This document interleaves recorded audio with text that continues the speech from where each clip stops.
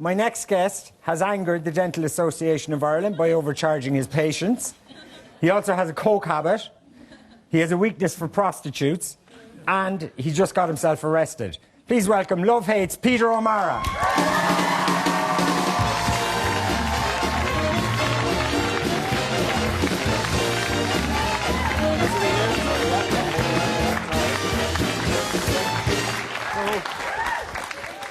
How are you, Peter? I'm great, man. I'm delighted to be here. Yeah, we're delighted you're here. Thanks for coming in, because I know you must be busy getting ready for tomorrow, aren't you, for the, for the last show? Or Yes, I know, yeah. Yeah.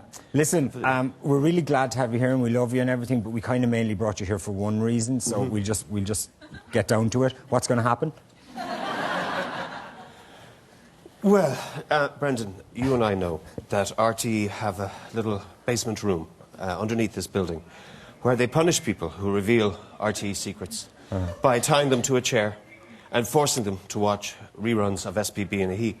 And they won't let you out until you're screaming, please, please, please make it stop. The overexcited man speaking Irish is talking, I don't have no idea what the show is about or what's going on. I will never tell another secret again. So I don't really want to go there. And so I would say the best thing to do is tune in tomorrow night on RT1 live at 9:30 and check it out. And if you've enjoyed... I don't think you understood my question. I'll make it more simple. Is Andrew going to die? What?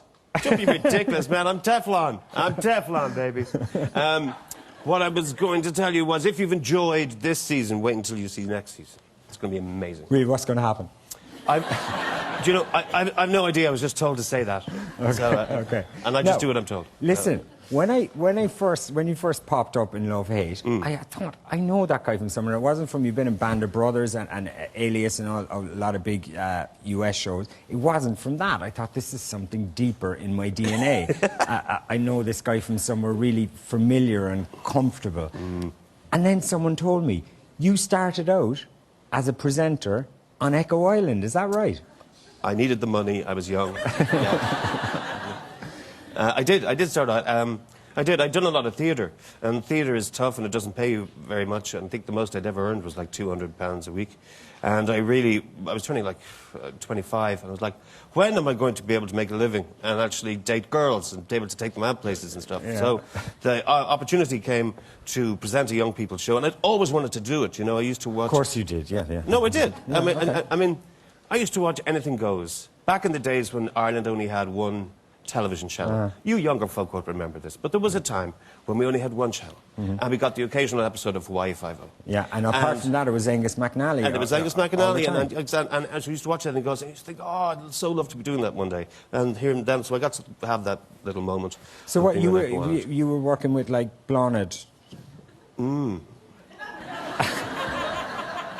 I was working with great people like Dara O'Brien and Mary Kingston and Carrie Crowley. Yeah, and you must have worked with Blonid, did you? Yeah. Okay. We have a clip, actually. Do you know what a tax is? We dug up a clip. You dug up a clip? Okay. Yeah, see if this jogs your memory. All right. Let's have a look. Hello! Hi. See, I've got one left over from yesterday. Welcome to Echo Island. It's the last show of the season, but don't cry. We promised you a brilliant show. We're eating the leftovers. And they are delicious. They are delicious. Now, we decided that it being Easter and everything, and because it's the last show, and that we clean up around here. So we found some old tapes, and Carrie and Darby, we've all been having a good look. What sort of stuff? Actually, there's some great ones of you. There's some funny ones. Including your one about surf one. Me in the Down in the back. But can I don't want to see me back at school. What else do we have, Peter? We've also got the Hot Seat Quiz, and we've got Letter of the Week, and it's a special Letter of the Week. Where's it from? America. It's from America. And then we've got loads of sweets, so have one.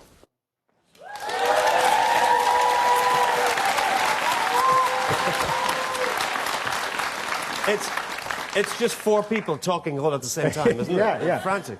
Well, mainly the red-haired lady, who is Blonid. Do you remember her now? Vaguely. Yes.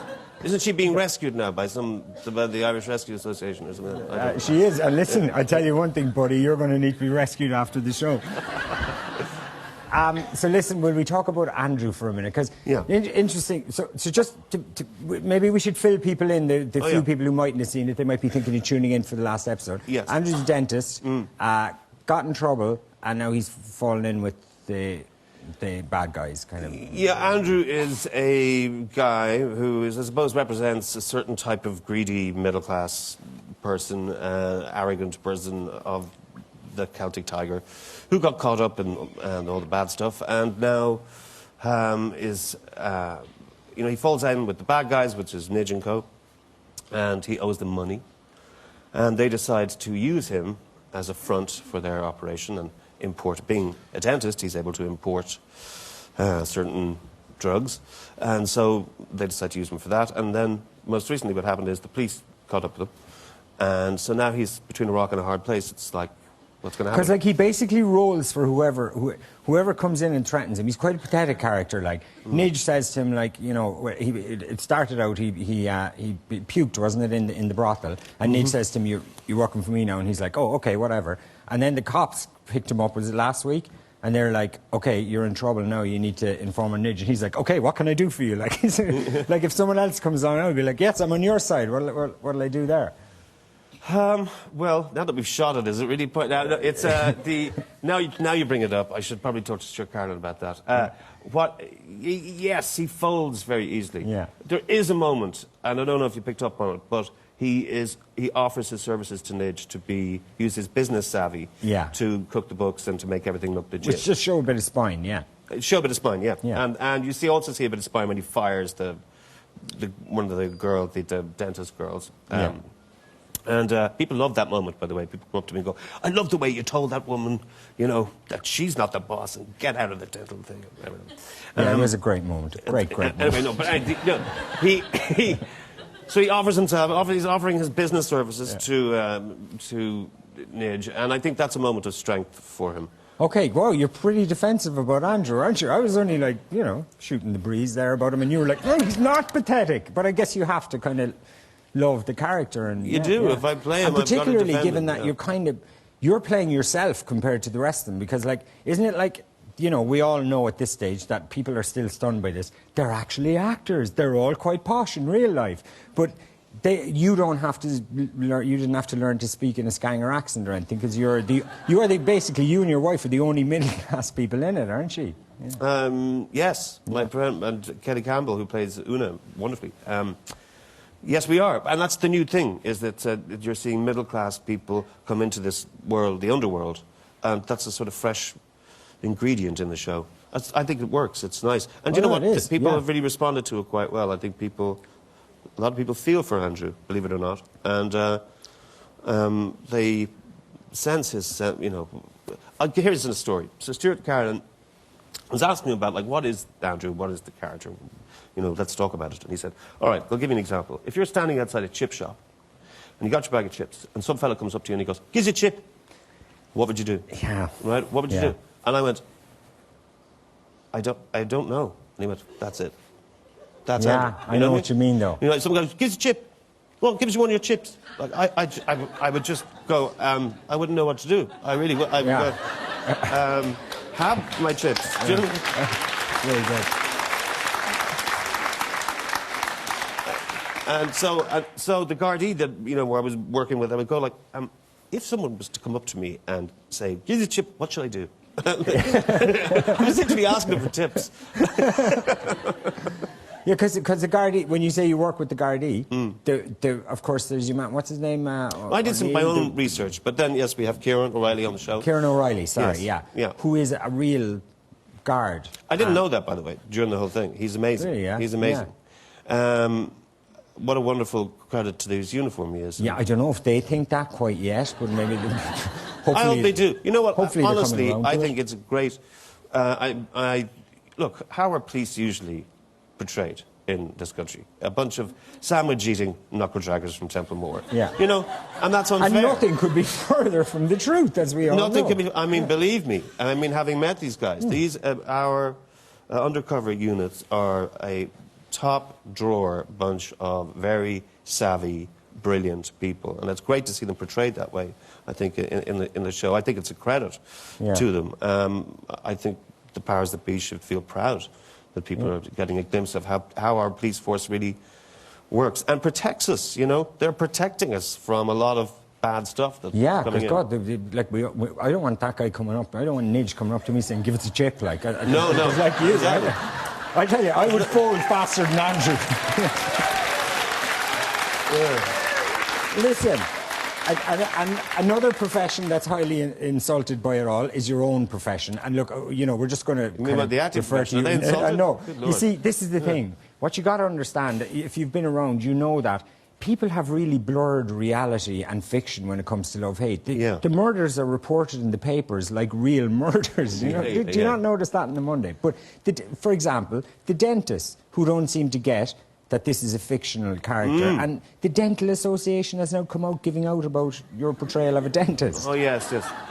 You mean the National Association of Tooth Fairies? Yes. Sure, God love them. They've had it good for so long. It's time the lid was revealed on them, you know. No, I mean, Andrew is a person, is a character, and his being a dentist is just a device to move the plot along. It's not a comment on dentists. It's not a comment on dentistry. It's not meant to be offending anyone. And so why don't we all just put the Novocaine down, just back off, and watch the show, okay? So, you know, that's what I would say to them. Okay.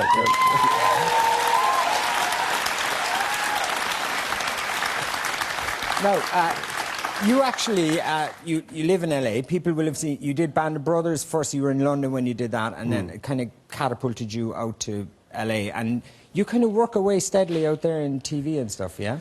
Yeah, I live, unfortunately, between LA and London, mostly. Yes, I live out there. And, I mean, I went there after Band of Brothers because it was such a big show. Yeah. And I didn't really have any intention of staying as long as I have, except I went to a party one night, and I walked into a kitchen, and it was a big party, and an Italian friend of mine was throwing it. There was pasta going and everything else, and there in the middle of it was this beautiful blonde girl wearing a white shirt and jeans, and she was chopping tomatoes. She would call them tomatoes, but I would say tomatoes. Anyway, and she started talking to me, and we started talking, and she was talking. And I was raised to be very polite, you know, you don't walk away when someone's talking. And so she's been talking now for 10 years. And we have 2 beautiful children and 2 dogs. And I'm thinking, how did this happen? I came here for Linguini.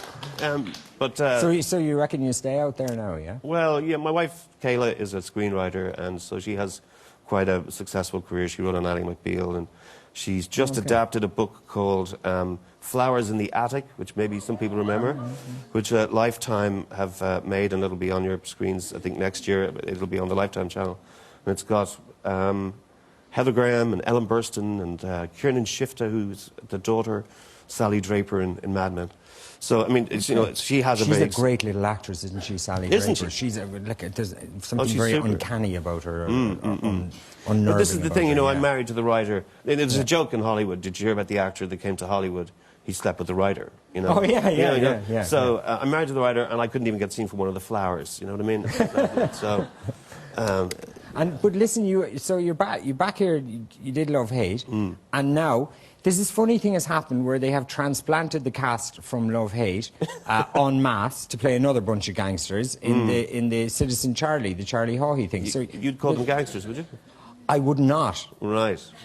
I just remind you, it's Fianna Fáil we're talking about here. Yeah, we'll be very careful. I would not. We should be very careful. We should be You're very- right. you know, They're we not don't want to all end up as gangsters. There may have been some gangsters Yes. there. We're not saying which ones specifically were the gangsters, so nobody can... Yeah. Right. We don't want to end up as parts of buildings or anything like that. Yes, but there's a reason for that. You know, the Love-Hate... Listen, Aidan Gillen is world-class actor. He is. We're lucky He's to have him. superb. We're lucky Yeah. he's here. Tom Lawler, Lawrence Killen. It's terrific. I mean, it's great that they are given the opportunity to and be challenged and play other roles. They should be allowed. As much Yes. as people think that they're nidge and stuff like that, I That's think it's what I mean, actually yeah. good for them to Totally. play somebody else, and people Because if might they go finally abroad- realise they're actors. Yeah. Yeah. Yeah. And you're in it. I'm in it. I'm delighted to be in it. I'm delighted to be counted among them, yeah. Who are you playing? I'm playing Brian Lanahan. Are you? Oh, you knew Oh, that. look, there you go, yeah. No, I honestly, I didn't see this. Oh, you didn't see this, really? You are which one is Brian Lanahan? Yes. There are other great actors on the show as well. This is the thing, you know, we have it's great to come home from America and see so much great Irish talent. I mean this. Like, we're it's incredibly talented actors. I'm working with Richard Cooper, the hilarious Richard Cooper, Gavin O'Connor, and TVL, and you know, all the I'm amazed by them. I'm kind of like, wow, this is high caliber, committed talent. Maybe there's something going on here. You know what I mean? Maybe That's what I think. It's an exciting time for Irish drama. Listen, honestly, I commend RT for making our own stories. It's time we tell our own stories. We're bombarded by product from abroad. Stuff with you in it, like in all those American shows. Without a trace. You know, there he is again. Alias. Yeah, I know. Yeah. But that's why it's lovely to come home. It's so great to come home. And listen, it's lovely that you came in here as well. Honestly, it was a great laugh talking to you, and maybe you'll come back again when you. I'd love to. I'd love to. Thank you so much very much, ladies and gentlemen. Peter O'Mara.